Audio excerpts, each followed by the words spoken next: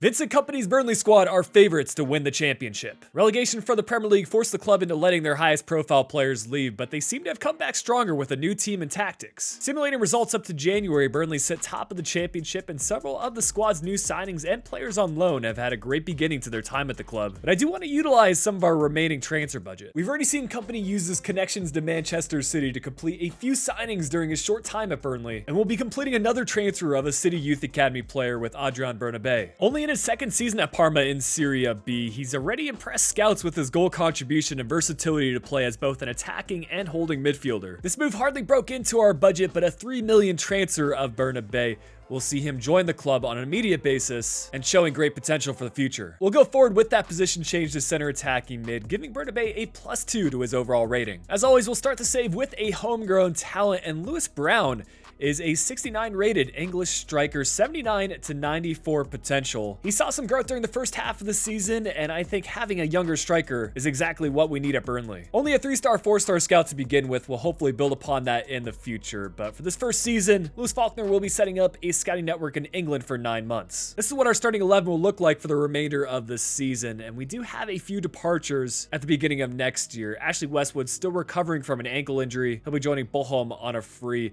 and Kevin Long joining the same club that Wout Weghorst is at right now as he makes the transfer to Besiktas. But it's no surprise to see Burnley finish first in their championship. Hopefully they can keep this momentum, secure the league title, and soon enough we'll see them back in the Premier League. We managed to accumulate 100 points during this season, still a few off of the championship record held by the 05-06 Reading squad with 106 points. Sheffield United will also be joining us next season, and a somewhat surprise performance by Preston going on to win the promotion playoff final against Middlesbrough 1-0. Championship relegation spots going to Rotherham United, Wigan Athletic, and Blackpool, and the Premier League sees Manchester City win the league by a single point over Chelsea. Nottingham Forest, Bournemouth, and Brentford going down to the championship. City continuing their dominance in the FA Cup as they defeat Leicester, Manchester United with a win against West Ham in the Carabao Cup final, and Real Madrid will defeat PSG in the Champions League final. Ajax finally returning as winners in a Continental Cup as they win the Europa League over Roma on penalties, and Villarreal will defeat Stade Rennais in the Conference League final. Despite dropping 2 in his overall rating, Jay Rodriguez led the club in goals, 27 from 45 appearances. That was also enough to lead the championship in goals scored. Josh Cullen, one of Kompany's new signings from his former team Anderlecht, leading the way in the midfield for assists, 13 from 39, also leading the championship in that category. But one area that we need to address in Season 2 is all these players that have their loan spell expiring. Talents like Taylor Harwood-Bellis are playing a big part in Burnley's success so far, so hopefully we can figure out a deal on a permanent basis and also build upon our poor manager rating of 59.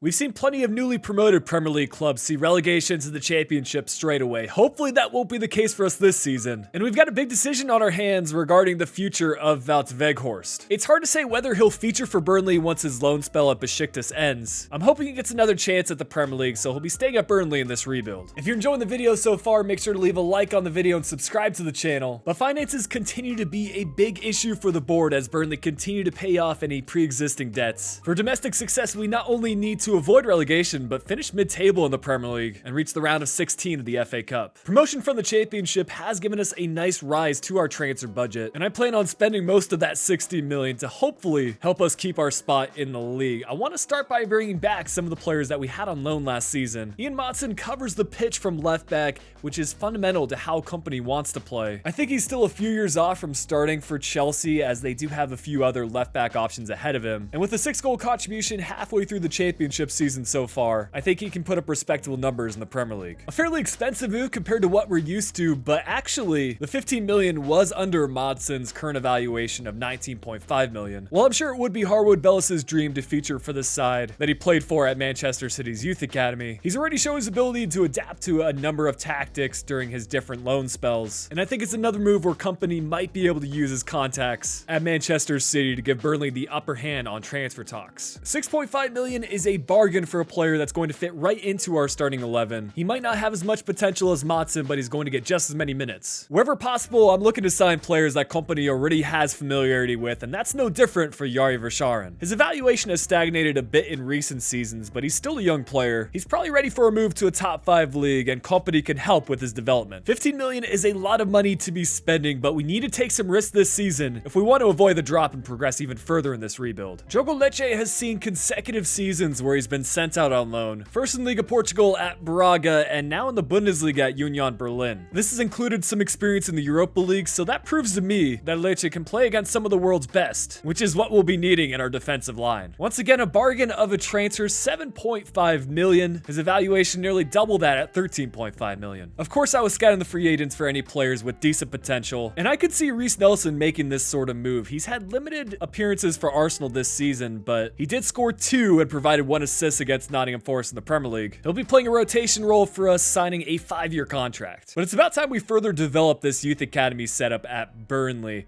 Our original scout will be staying in England for the remainder of the season, but we'll be signing up not 1, but 2 5-star scouts. Declan Shields will be going to Scotland for the rest of the season, and our other scout is from Albania. He'll be scouting out the Republic of Ireland for the remainder of the year. But it's time to see if this Burnley squad has what it takes. We'll start our Premier League season against Newcastle United. There have been some changes to our starting 11 based purely off of several loanees leaving, but I think we've got the necessary quality. Couple of position changes with Charlie Taylor getting a +1 in his rating as he moves to center back, and Zerari, who is playing quite well for Burnley right now in the championship, will move to left wing, getting a +2 in his rating. Unfortunately, we're unable to start the season with a victory, but we will check on results here in January 2024. Unfortunately, we're 7 points clear from the relegation zone. With that said, we're not going to be fully safe, especially with some injuries following us. Benson Manuel will be out for 6 months with a broken tibia, and just days later, Josh Cullen suffered a broken toe injury, leaving him out for 3 months. So after reworking this squad, I think this is going to be our tactics moving forward, with again some players leaving the club at the start of next season. Peacock Farrell joining Rangers on a free, and Taylor joining Lyon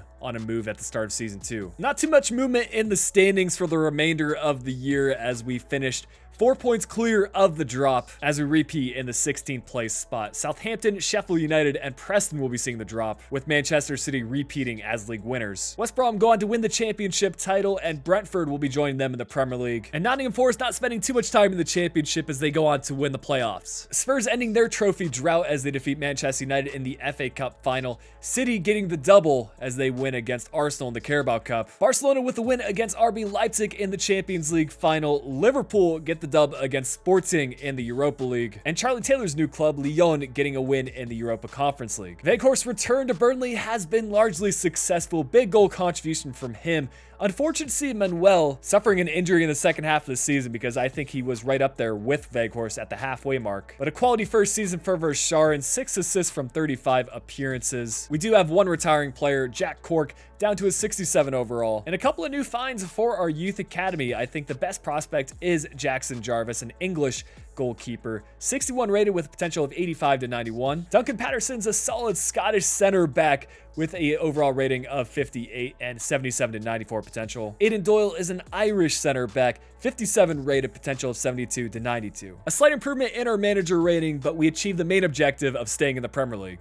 Kompany is continuing to make a name for himself at Burnley, and I think the squad is going to see even more development in Season 3. Admittedly, board objectives are very similar to last year. For domestic success, we again try to finish mid-table and reach the round of 16 of the FA Cup. Actually, less funds than we had in Season 2, but that's fine, because we will be seeing one big departure. It's no question Lewis Brown has potential, but he just isn't getting the chances he wants. So I was waiting for the first respectable offer from a Premier League club. He ends up going to Leicester City for 17.5 million. Connor Roberts also on the way out as he joins Crystal Palace for 8.5 million. Our first arrival will be Seko Fofana, a player that Burnley has been linked with the last few transfer windows. He joined Lens when they were newly promoted in 2020 and has helped them become a solid side in Liga 1. They are sitting second place right now. Our most expensive transfer to date at 25 million, but still a good deal as he has a few years left in his prime. Joshua Zirkzee's move to Bologna from Bayern kind of went under the radar for me. I know he excelled at Anderlecht last season under Kompany, and he wants minutes. He's going to get them as a rotational striker for us, and eventually I see him taking over for Weghorst. Two big deals so far, a 20 million transfer to finalize the Zirkzee move. This one being right around his evaluation of 18.5 million. I do want to keep signing some players for the future, and I think Marco Kana could be the perfect rotational option. I would consider him one of the best current prospects at Anderlecht. Primarily featuring as a center defensive mid these days, he's still listed as a center back in FIFA, but it's great to see him and Kompany reunite.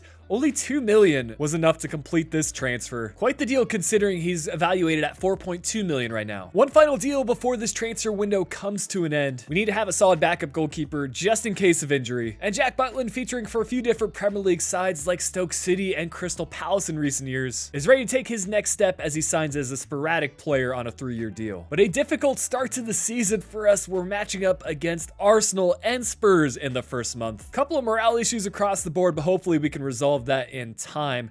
We do lose our opening fixture 3-1, and as we check on results in January 2025, we seem to have turned things around and found some consistency. 28 points is well off of the next place team in Liverpool, but I would absolutely take a top half of the table finish. Some of the new signings have certainly made the difference. Zirkzee taking over at the striker spot for Weghorst, who is starting to drop in his rating, and also Bernabei featuring in the starting 11. That is largely due to another injury, this time for Yari Verscharen, as he has a broken toe, leaving him out for 3 months. Two pre-contract departures. Bastien will be joining Boca Juniors at the start of next year, and a transfer that always seems to happen in my career modes, Weghorst joining Liverpool. I think it was inevitable for us to drop slightly lower in the Premier League standings, but 8th place is super disappointing as we were only a few points off for qualifying for European competitions. Spurs will break City's reign at the top of the Premier League with the relegation spots going to Nottingham Forest, West Brom, and Brentford. Two teams in the championship actually finished with over 100 points, but Southampton winning the league by single points. Norwich, of course, well acquainted with the Premier League, will finally see their return after winning the playoffs. A surprise upset in the FA Cup final with Crystal Palace winning the competition. City get revenge in the Carabao Cup as they defeat Spurs. It was a rough go for City, losing another competition final with Atleti winning the Champions League. Manchester United defeat Ajax in the Europa League final at a rematch for Erik ten Hag against his former club. And Newcastle United qualifying for the Conference League, losing the final to Fenerbahce. What an impact Zirkzee made, not the most appearances, but still scoring the most goals for the club. And Twine becoming a regular part of our starting 11, accumulating 7 assists from 28 appearances. The standout of our team was our defense though, as Muric had the most clean sheets, 15 from 38 matches. We'll check on the progress of our Youth Academy promoted players. Patterson's up +5 to a 63 rating. Doyle also up +5 to a 62 overall. But Jackson Jarvis, we knew he was going to be the top prospect. He went up +10 during his loan at Benevento. He's certainly going to be one for the future. Our manager rating is now in excellent shape, and we've got a lot of momentum going forward with Burnley. I think the obvious goal for us now is to try to qualify for a European competition and try to keep as many of these players in our starting 11 as possible. We also need to be mindful of a few financial restrictions, but still taking a step up to qualify for a Europa League spot. We've seen a 10 million rise in our transfer budget to 40 million, but it was only a matter of time before we started receiving transfer offers from Matson. 75 million for a left back is an exceptional amount, and we'll look to reinvest those funds right away with another Manchester City player and another former Anderlecht talent, Sergio Gomez. The thing that sets him apart from other left backs is his versatility. He used to play as both a left winger and a center attacking mid, and he puts up some very impressive goal contribution statistics alongside his defensive presence. For 20 million, I didn't need to think twice about this transfer, adding to the tally of players that we've managed to sign for under their evaluation. Surprisingly, we haven't brought in many players that are featuring in the championship, but with Nottingham Forest once again seeing relegation, I think it's time for Brennan Johnson to perhaps play for a club that has solidified themselves a bit more in the Premier League. Despite his young age, he's become a regular player in the Welsh national team and is absolutely considered one of Nottingham Forest's best prospects. 27.5 million is a bargain considering the potential that he has, already fitting straight into our starting 11 at an 81 overall. More and more these days, you see English players choosing to develop in leagues like Liga Portugal, the Bundesliga, even Serie A. Danny Loader is a former Reading player that has started to feature for Porto, even making an appearance in the Champions League. The reason I'm signing him as a backup striker is because of his high work rates that is integral to Kompany's tactics, making sure you can have a striker that can press the defense. It's once again going to be a 17.5 million transfer, and we should have the striker position solidified for the future between Loder and Zirkzee. We found some decent players through the free agents so far, and that's going to continue with Jared Braithwaite. On loan right now at PSV, I like the fact that he has a 5-star weak foot and can give us another option in our defense, signing as a rotational player. Two departures, the first being Churlinov joining Lazio on a 10.5 million deal, and Bobby Thomas making the move to Bristol City on a 1.5 million transfer. It's a more favorable start to our Premier League action as we begin against Leeds. Here is the starting 11. Because Fofana has the leadership trait, I felt like giving him a go. As mentioned earlier, because Kana is more of a CDM now, we're going to go forward with that position change. No difference to his rating. But we do manage a clean sheet in our first Premier League match. Hopefully a sign of things to come as we check on results in January. Once again, we're competing for a European spot. The difference is there's not that many points separating us and first place Spurs. Our new signings, Gomez and Johnson, have impressed so far, and you've got to say this Burnley squad is one that's good enough to be in Europe. We're going to make our first pre-contract deal. I saw Jeremy Sarmiento had his current deal running out at season's end, so we're going to sign the Ecuadorian international player on a 4-year deal as a sporadic squad player. We have finally gone and done it. A 6th place finish will be at the very least Conference League for us next season. City once again returning as the top team in the league, with Watford, Fulham, and Aston Villa seeing the drop to the Championship. Brentford and Sheffield United both returning to the Premier League next season alongside Nottingham Forest despite Brendan Johnson's departure. The FA Cup was crucial for us. Had a team from the top 5 won it, I believe we would have qualified for Europa League, but because Leeds are not top 5, they will get their spot in Europe next season. Manchester City also picking up the double as they defeat Liverpool in the Carabao Cup final. RB Leipzig have made a few appearances in the Champions League final, and they get the win against Manchester United. PSG will defeat Inter in the Europa League, and the Conference League title going to Hoffenheim as they get the win against Dynamo Zagreb. A 20-goal contribution from Zirkzee, really good to see that he's making his mark now at Burnley and getting regular minutes. Twine, another player that doesn't have the highest overall rating, but puts up great numbers with 12 assists from 41. That was enough to have the second most Premier League assists, only behind Heung-min Son. Muric continuing his reign as the top goalkeeper in the league with 13 clean sheets.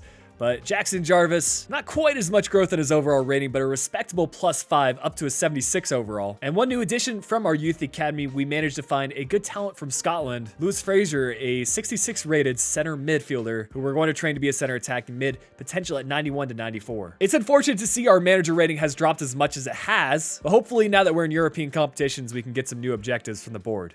Let me know in the comments if you can remember the last time Burnley were in European competitions. For reference, it was the 18-19 season when they were in the Europa League qualifying round against Olympiacos. But for this year, our board objectives will be similar to previous years, plus the added bonus of having continental success objectives, which will be to win the Europa Conference League. We've seen a pretty big rise in our transfer budget to 70 million, and our first signing will be someone who is coming off of a great 2022 World Cup with the United States. I would argue that Tyler Adams was the best performing player in the squad. Combine that with the fact that Burnley's new owners are an American company, I felt like it was only right we signed one player from the national team. 17.5 million was the finalized deal from Leeds. Actually well under his evaluation. Not bad for a player who's about to hit his prime. I didn't see the need to spend any more funds on transfers. Rather, we have a quality free agent with Jafik Tanganga. I feel like he got his rise to fame during Spurs' all or nothing appearance when he was kind of breaking into the first team. He will be signing a 3-year deal as a rotational player, and if you're not already familiar, if he switches position to center back,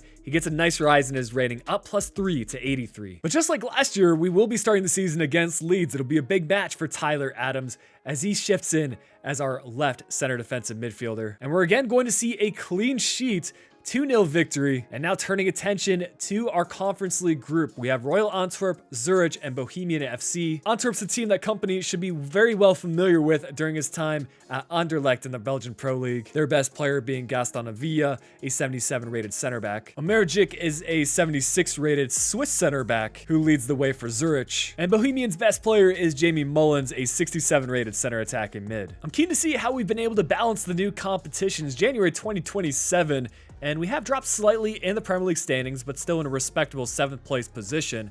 also managing to go undefeated and win every single match in our Conference League group. Some of our new players have fit in nicely into our starting 11, so I think the plan is to just continue as we are. A couple of players leaving on a free transfer, Jack Butland joining Watford and continuing his streak for English clubs. We've also got Brownhill, who's playing more of a rotation role, making a move to Cagliari in Italy. But into the Conference League knockout round as we go, our first opponent being Midtjylland.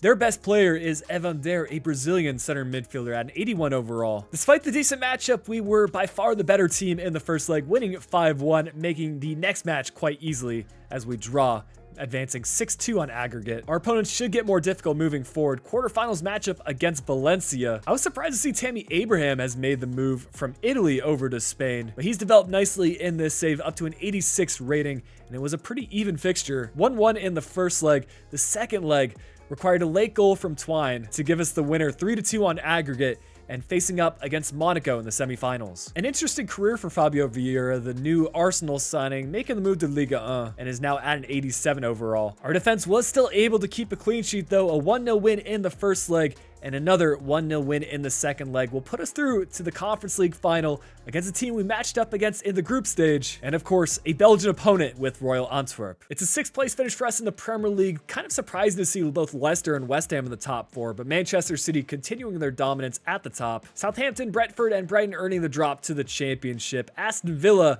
now breaking the record for most points secured in the Championship with 116. Watford joining them in the Premier League alongside Fulham. A tough matchup for us in the 5th round of the FA Cup, losing to Premier League winners Manchester City, but it's Norwich to defeat Hull City in the final. Shout out to both of them for reaching that stage. But the Carabao Cup, it's a 3rd round loss to Tranmere Rovers. Manchester City again securing the double as they defeat Chelsea in the competition final. PSG will beat Bayern in the Champions League final, and it's Bayer Leverkusen to beat Barcelona in the Europa League final. But a big moment for us as we can look to win our first trophy of the rebuild and secure Europa League football for next season. It's been an impressive season to reach this stage of the competition, but the job is not done. We've managed to build an impressive Burnley squad, keeping some of the original players, but also making some slight improvements. I think we've got the quality to see out this victory, and Fofana, with his high work rates from the midfield, was consistently getting involved in the attack. Any matches we played, it seemed like he made an impact. Fortunately, we had the 1-0 lead and we're looking to double that just before the halftime break. Zirkzee doing most of the work, eventually laying off the pass to Bernabé, who will give us the 2-0 advantage as we go into the break.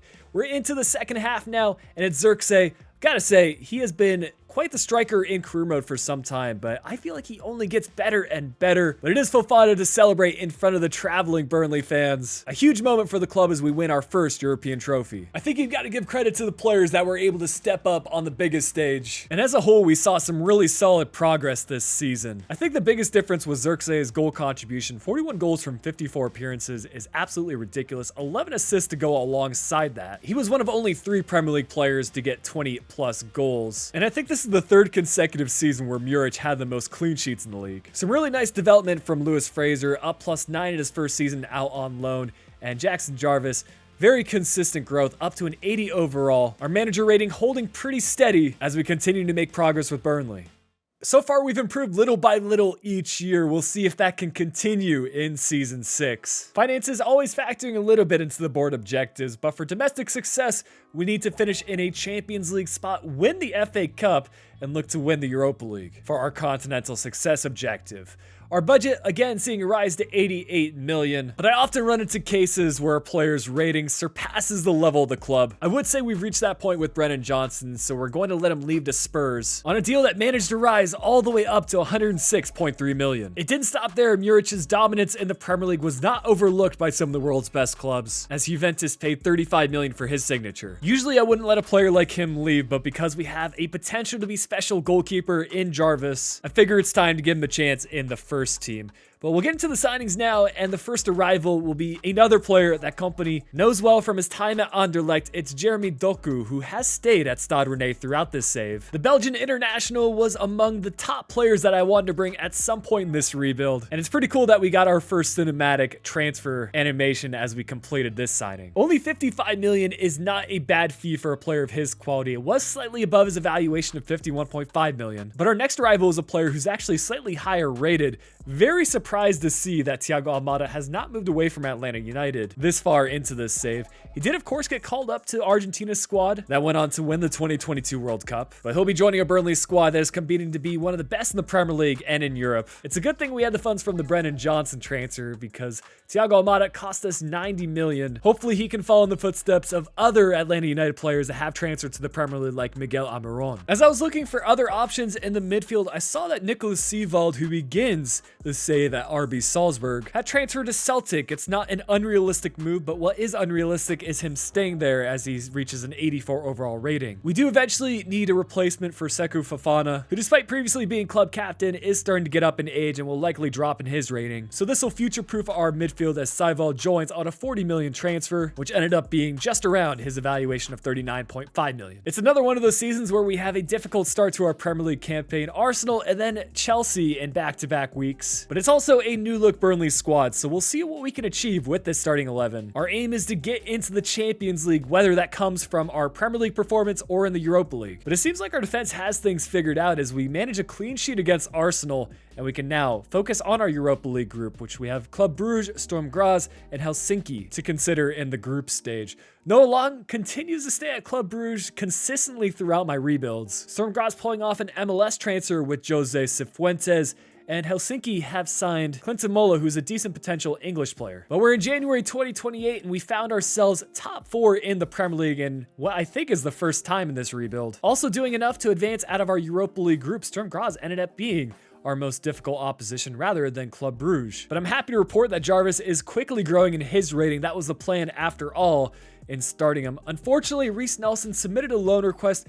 I didn't end up being able to loan him out, so he's going to be joining Bayern as his contract comes to an end. Josh Cullen, also a longtime player, will be staying in the Premier League as he joins West Ham at the beginning of Season 7. But we'll have an extra match to play in the Europa League, beginning in the preliminary rounds against Basel. Cool to see Liam Miller featuring for the Canadian national team. I know he's well in tune with the FIFA scene as well, but it's a 1-1 draw in the opening leg. We do manage to get the go-ahead goal in the second leg, courtesy of Xerxes, to put us ahead 3-2 on aggregate and advancing to the round of 16 against Fenerbahce. A fun transfer here as Armando Broja, who's recently received a face scan, is up to an 83 rating and seems to be the star player for Fenerbahce. They do get a 1-0 lead to begin in the first leg, but we force extra time in the second leg, and once again, it is Xerxes to score the winning goal to put us through to the quarterfinals against Napoli. Lots of high potential players to choose from for this club, but Kvara has continued to stay. I think he is probably the most iconic player of career mode this year. Despite being what I would consider the toughest opponent yet, we dominated in the first match. 4-0 gave us a comfortable lead on aggregate as we end things 6-1, which means we'll face Porto in the semifinals. Joao Pedro was a legend of my Werder Bremen save, so I know what he can do, but our defense continues to impress. Xerxes providing the only goal in the first leg, and it's a 1-1 draw in the second leg, meaning that we've reached another competition final where we will play Olympique Marseille for our final Europa League fixture. Because that is the final match of the season, we can review results, achieving a top 4 finish in the Premier League, with City staying at that number 1 spot. Sheffield United, Watford, and Fulham earning relegation to the Championship. Brentford and Brighton both were equal on 101 points, but both will see promotion to the Premier League, where Southampton will join them next season. A 4th round exit against Preston in the FA Cup, with the competition winners being Chelsea. A 3rd round loss to Derby County in the Carabao Cup, where Liverpool will go on to defeat Chelsea 2-1 in the final. PSG will achieve another European title as they defeat Roma in the Champions League, with Borussia Dortmund getting the win against Club Brugge in the Conference League. We know that we will be in Champions League next year, but this match still has a lot of importance as we try to win another trophy. I always enjoy seeing these cinematic cutscenes prior to a competition final. Xerxes, hopefully this is a sign of things to come as he looks to score more goals. But getting into the highlights, it's actually Marseille that opened things up fairly quickly. 5 minutes in, they will get the first goal of the match. If one thing's consistent, it's always going to be a high-scoring affair. Xerxes will get played through in the 17th minute, finding the equalizer, a pretty routine finish past the Marseille keeper. But this was a much more even contest compared to last year's Conference League final. Marcus Rashford didn't really highlight him much as we took a look at the lineups, but he's made the move to Marseille, and he did manage to get a goal past Jarvis there, tried to close down the space, but doing so unsuccessfully. What a ball from Almada to find Doku, and what a ball across to eventually get it over to Scott Twine. Seems like every time that Marseille managed to score a goal, we answered straight back. And in the second half, it's Fofana who again is at the right place at the right time, and he will give us the 3-2 advantage shortly after the halftime break. Marseille not giving up yet though, as Under finds Marcus Rashford. He will play the ball in the middle, and all of a sudden, it's 3-all in the 58th minute. This must have been right after a foul as Zirkzee gets played through on goal. And this is why he's just incredible. He's got the perfect combination of pace, dribbling ability, and of course, finishing in front of goal. Probably the best goal that he managed to score in this rebuild, and coming at the perfect time, as it was enough for us to be lifting another trophy at season's end. Fofana fighting to stay as captain and playing a big part in this victory. That's another trophy checked off for Burnley. All that's left is the Champions League and success in England. We've got plenty of competitions to choose from as we move forward to another year, but Zirkzee not quite as many goals as season 5, but still incredible numbers as Almada makes his mark in his first season at the club. Fraser definitely good enough to be a squad rotation player for next year, but our manager rating holding steady as we achieve most of our objectives. As we look to make our final push in this Burnley rebuild, I don't plan on changing the starting 11 too much, rather just filling out the substitutes. We should have no problem signing an English player to meet objectives. The board wants us to win the Premier League title, win the FA Cup, and also reach the final of the Champions League. Our transfer budget nearly doubling to 160 million. But this is the kind of player that I am looking to bring in. Sticking with the theme of Manchester City talents, Cole Palmer has his contract expiring at season's end. I think he's a versatile player that can give us an option at center attacking mid or out wide if needed. And he already has shown some good signs with Manchester City on the senior level. 30 million was the final fee that we ended up having to pay, which was 4 million less than what he's currently evaluated at. As far as a backup goalkeeper, Bart Verbruggen is apparently someone that Kompany was considering bringing with him over to Burnley. He is still at Anderlecht though. Hopefully he gets his chance in the next few seasons to develop as a player, as I think he has a lot of potential for the future. 7.5 million being the finalized transfer fee, and if an injury happens, hopefully he can step in as needed. I was amused by some of the transfer offers we received. Spurs, there's no way we're going to be letting Tanganga leave back to his former club. But our season will begin in the UEFA Super Cup against PSG. With them being Champions League winners, I knew it would be a difficult match, but we made easy work of it. 2-0 was the final result, so that is another trophy for Burnley as we look to make our mark in all competitions. But it's a Premier League start that should be an easy couple of points. Here is our starting 11. Jarvis is arguably the fastest growing player in our team, and Tyler Adams has taken over as captain. But we do manage a win in our opening Premier League match day, and now we can turn attention to the Champions League group stage. We've got Milan, Monaco, and Celtic. Very interesting to see Romelu Lukaku make the transfer to Milan, considering that he's predominantly featured for Inter in Serie A. Memphis Depay returning back to Liga 1 as he features for Monaco at an 82 rating, and Celtic's best player at the current time is Octavian Popescu. A lot of competitions to consider in January 2029, and we are top of the Premier League, 8 points clear of Manchester City.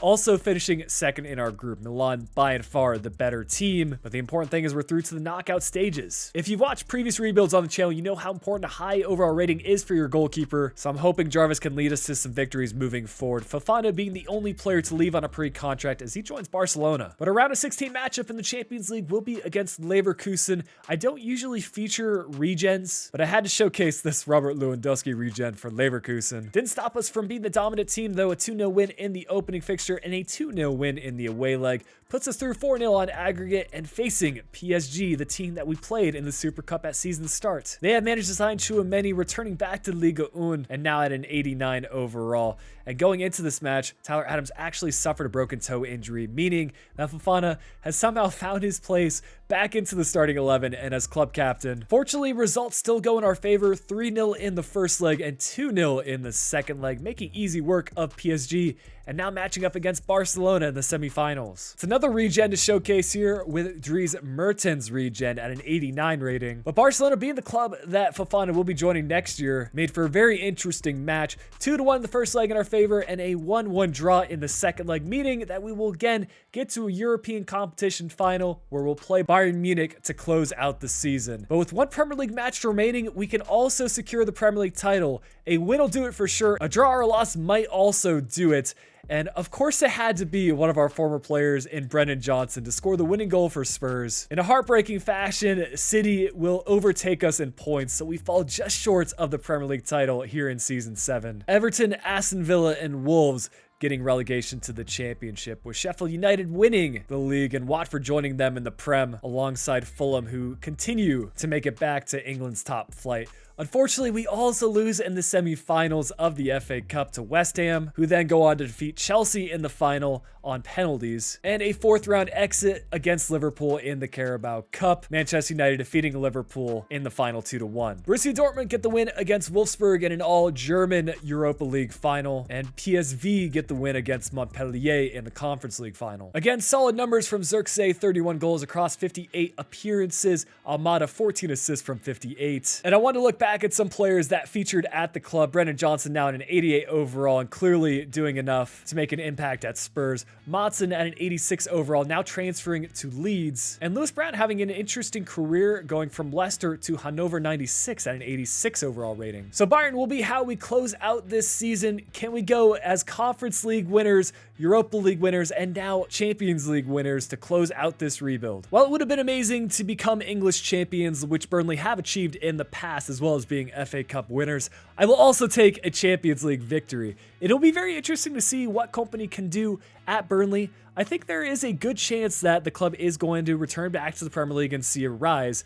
Don't know if they can reach these heights, but getting into these highlights, we do start the match off on a very quick beginning, going to a 2-0 early lead. Florian Wirtz does answer back in the 31st minute, now transferring to Bayern and making this an interesting fixture, but Fofana plays through Xerxes, and it was very unusual for the ref to call this one back. I didn't see a whole lot at play there, but I will be taking this penalty kick, and as we take a look at the replay, it was a little bit of shirt pulling from Bassi to draw the foul on Xerxes. One impact he made in this match, this is for the hat trick, and of course he's going to be burying the penalty, sending Meslier the wrong way, making the match 3-1, and that will see things out. Burnley winning another European trophy, this time on Europe's biggest stage.